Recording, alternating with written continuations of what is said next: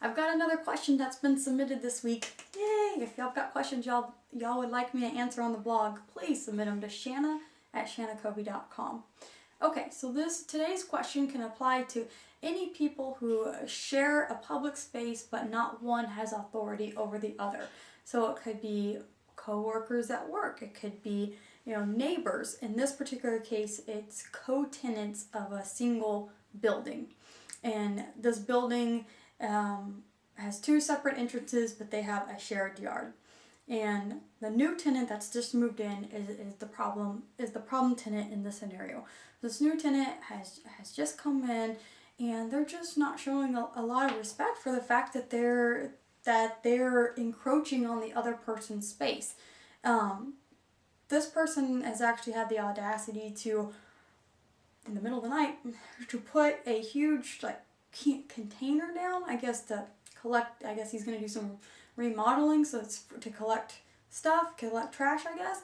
And it's 15 foot past his area into the tenant who submitted the questions area. So much so that this tenant can't even open the door to their side fully. It hits this container and they kind of have to squeeze through. So you can kind of see the scenario that this person is just not very respectful of being a neighbor, of the fact that he hasn't paid for that part that he's moving his stuff onto. But of course, I always come from perspective of love, and that's what we want to answer on the blog today. So I'm going to answer from the spiritual level, and I'm also going to answer from the practical perspective, and hopefully it will all tie together. So from a spiritual perspective, what happens is, if we're not careful, our ego obviously gets ignited and we get extremely frustrated with the other person disrespecting us. Forget the practical level, we're on the emotional level right now. So we're very frustrated with the fact that this person has disrespected us by the things that he's actually physically done or maybe said. And so our peace has been hijacked because we don't think that this person should be this way. And so, as I've talked about in past blogs, we have to watch out for where we place demands and expectations on other people. So our demand that this person be respectful of us is actually hijacking our peace. So if we can remove the demand that this person, be respectful to us, and we remove that demand, then we don't have the friction for the frustration to occur. We move into a place of being at peace with how this person is choosing to express himself, where he is in his own inner journey, and we have to hand it over and trust that his soul is going to eventually return back to love, but it is, spiraling out this way, and maybe something is guiding him that will be the perfect catalyst for him to start his return trajectory.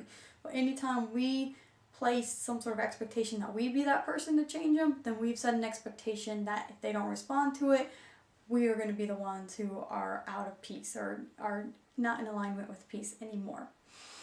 And so the other thing is forgiveness. So forgiveness in the deepest and the truest sense is able to see through the egoic expression and see that behind it all there's a soul that is love and light. It's just that soul is not expressing loving light because of the way that the ego is blocking it, the ego is projecting it.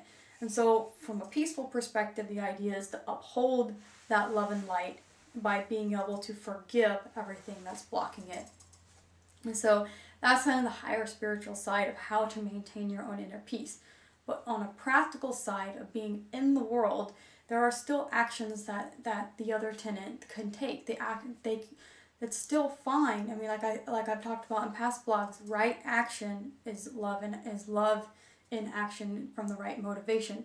You can still bring in, if the landlord, you can still engage the landlord to become the authoritative figure to help, on a practical level, make it fair for both parties. If there's a law that protects the tenant, that law can be invoked in order to protect the tenant that's having the problem. And so in a practical sense, there are these actions that we can take. But I always say to stay aligned with love by keeping the ego out of the way, keeping the ego staying in that place of peace, and then we begin to have a right relationship with the situation. And that right relationship allows for right action, and which is always motivated from love. And so again, that's the spiritual answer to how you can maintain peace, and the practical in the world way that you can also deal with it. So you can imagine how this can apply to a coworker who's hard to deal with, but neither of you has authority over the other, or a neighbor who has their own house, but your property line is right next to each other. Maybe they do things that hijack your peace. And so again, if this blog has been helpful in helping you to see from perspective of inner peace, but still engaging on a practical level, please use the social media sharing buttons below to share it with others so they can benefit from it as well, and so that we can begin to bring more love into the world, more right action through love into the world. And don't forget to submit your questions, and I'll be glad to answer them here. Thanks.